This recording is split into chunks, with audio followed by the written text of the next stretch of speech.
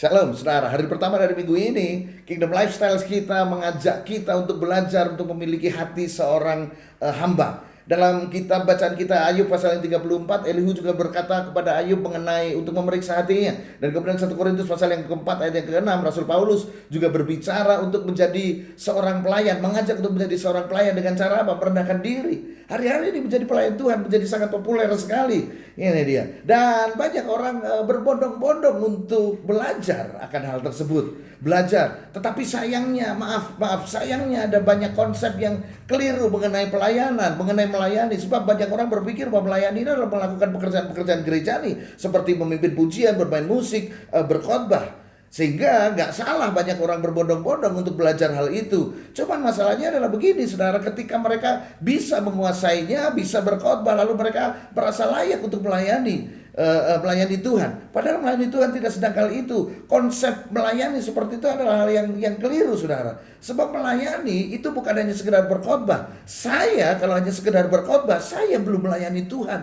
Sampai saya melakukan khotbah saya menjadi pelaku akan firman Tuhan, dan itu memberkati orang-orang di sekeliling saya. Makanya pelayanan itu adalah segala sesuatu yang membuat orang lain diberkati. Itulah pelayanan.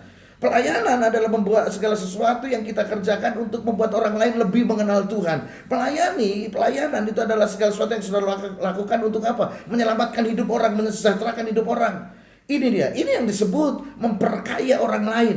Jadi keberadaan saudara, kalau saudara berkata saya pelayan Tuhan, seharusnya kehidupan saudara adalah memperkaya kehidupan orang lain, membuat hidup orang lain berubah.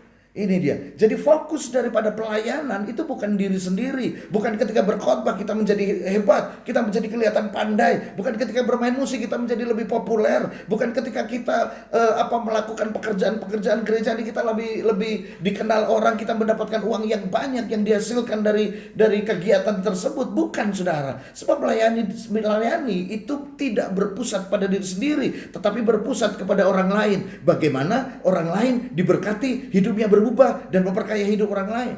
Makanya seorang yang melayani dia harus menyalipkan dirinya, egoisme, naluri, defense mechanism di dalam dirinya itu harus dimatikan saudara. Itu pelayanan. Dan hal kedua, melayani itu berarti begini saudara, menyerahkan, sebuah penyerahan diri terhadap sebuah tugas tanpa menuntut imbalan. Jadi kalau saudara melayani Tuhan lalu saudara mengharapkan imbalan, saudara, amplop dan isinya, maka saudara belum melayani Tuhan, saudara cari uang. Ada orang-orang yang suka melayani, tetapi dia tidak suka untuk mengubah kehidupan mereka. Kalau saudara suka melayani, saudara suka bernyanyi, saudara suka berkhotbah, saudara suka bermain musik, itu bukan melayani, tapi baru penyaluran hobi saudara. Tetapi sesungguhnya yang melayani itu adalah apa? Ketika saudara merasa bahwa saudara harus memberi manfaat, hidup saudara menjadi berkat buat orang-orang di sekeliling saudara. Itulah yang dinamakan memiliki hati hamba. Seorang hati yang memiliki hati hamba, itulah hati yang mau mengajak orang lain untuk mendekat kepada Tuhan, mengajak orang lain untuk untuk lebih lagi mengenal akan Tuhan.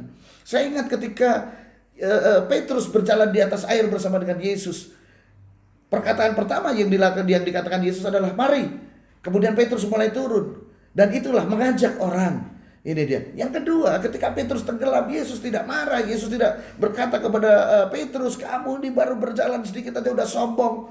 Enggak, dia tidak menghakimi, tetapi dia hampiri Petrus, lalu dia mulai apa? Dia mengangkat Petrus. Yesus menolongnya, bukan menghakimi dan kemudian memerintah sesuatu, tidak. Jadi kalau saudara seorang pelayan Tuhan, saudara harus mengangkat orang-orang yang jatuh di sekeliling saudara, bukan dihakimi saudara, bukan disalah-salahkan. Ini dia. Kalau hari ini saudara melihat kekurangan orang-orang di sekeliling saudara, kekurangan istrimu, kekurangan suamimu, kekurangan anak-anakmu, kekurangan orang-orang di sekitarmu, apakah yang harus saudara lakukan? Apakah saudara kecewa? Apakah saudara marah-marah kepada mereka? Ataukah saudara mulai justru mengajak bersama-sama, menolong mereka, menguatkan mereka? Ini dia. Ini yang diberikan Yesus, hati yang diberikan Yesus kepada saudara adalah hati seorang hamba. Saudara adalah anak raja. Tetapi yang harus saudara miliki adalah juga hati seorang hamba. Hari ini Kingdom Lifestyle hari ini adalah miliki mental anak raja, tetapi hati seorang hamba. Kingdom Lifestyle hari ini, Tuhan Yesus memberkati saudara.